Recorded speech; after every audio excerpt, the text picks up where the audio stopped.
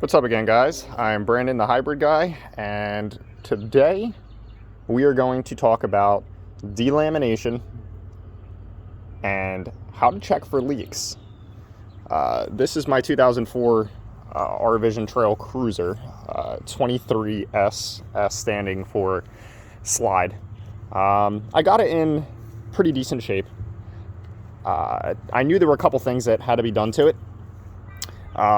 So what I wanted to do was kind of follow along and show everyone else some of the repairs you can make, and judging on your skill set and how far you want to go, how much money you can actually save by getting a camper that technically needs a little bit of work. Now, I picked this up for $2,900. It's worth about $7,000 or $8,000, being that it has a couple things wrong that I was able to point out when I bought it. So the first thing we're going to go over when you're looking for a camper is delamination. How bad is it? What can be done if you have it? And what causes it? All right, so this camper has 2 spots of delamination. If you check here, and I will show you, if you go up to the side of the camper, it's kind of hard to video, but if you see there, you can see the outside of a laminated trailer is made of a plastic fiberglass. This sheet here is called Phylon.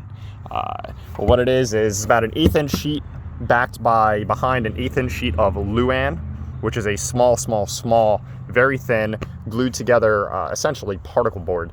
And then you have 3/8 or 3/4 inch foam block insulation with a layer of 1/8 inch Luan on the inside of that, and then on the inside will be your wallpaper that you see. That's what makes up a laminated wall. So, what causes the delamination? The lamination process is done in a vacuum chamber, and essentially they're all glued together and pressed so that they stay stuck. Now, what happens is you get a water leak. Right here is something to check for if you're ever looking for a camper. See these screws here on the water fill? See how 2 are rusted and 1 is not? These screws are painted. Okay, they cannot rust on the outside. So what this screw right here means, it's rusted on the outside. That means there's water inside. The screw is rusting from the inside out. So what probably happened here is at one point water got in. You can actually see small crack here in the sealant, and water got behind there. And what it does is it trickles down, and that glued together Luan, it actually separates the glue. And that is right there what causes the delamination. 9 times out of 10, your Phylon is not going to separate from the wood. It's actually, the wood is made up of 3 layers. And when they come apart, that's what causes the delamination. Now, is it fixable? Yes, it is. And this is the part that you have to decide on what you want to do. I'll show you a worse spot here on the camper, okay? And I bought it knowing this. This is how I got the price down. If you look, you can clear as day see that, yet again, there was a leak that somebody did not repair fast enough. And if you look, I got a big bubble here, okay? But if you hit the wall is still solid, okay? This is nothing to technically be scared about. And if you see here, all this white, somebody, like I say all the time, used silicone. Silicone does not adhere well. It does not adhere well to fiberglass. You do not want to use silicone sealants on the outside of your camper, anywhere on the seams, okay? What you can do is actually remove this vent. At that point, you'll be able to see the layers. The Phylon can be peeled back, and you can actually, they sell an injection kit that injects a 2-part epoxy down inside the wall, and then you come up with a bracing system. Most people use a flat sheet plywood, and then they'll put it up against a building with even like a car jack, and we'll hold that back together. And it's as simple as that, and that's how you can glue it. The kit is a little bit expensive, but like I said, the amount of money you can save on a camper for these small issues is not a big deal. Now, this spot of delamination is not bad, okay? If you come up to a camper and you see an entire wall delaminated from the top down, which is technically a roof leak, that's something you probably want to stay away from. That could be a serious amount of money to fix.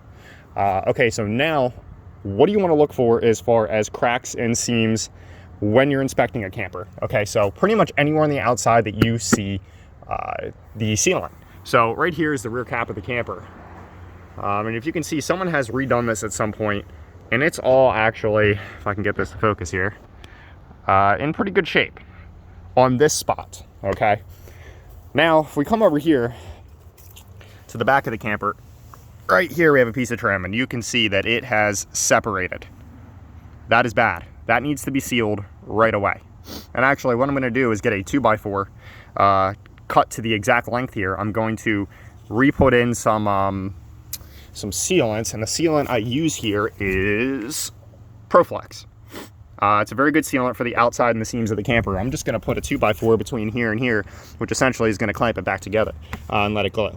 But any of these seams are what you wanna go over about once a year, okay? You wanna look for separation.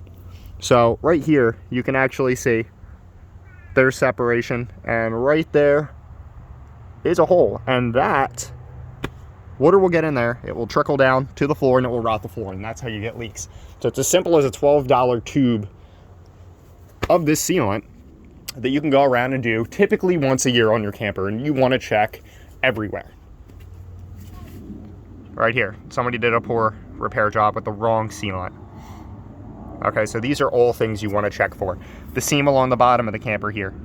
Now if water gets in there, again, it will rot the floor. This needs to be checked all the time, constantly. Now here you can see where they went over this. Around your lights, around your caps, what we got right here, around the bed frames. All those need to be checked. And that is how you keep your camper leak-free, and that's a little bit about delamination. So again, I am Brandon, the hybrid guy. I hope this information was helpful, and there'll be many more videos.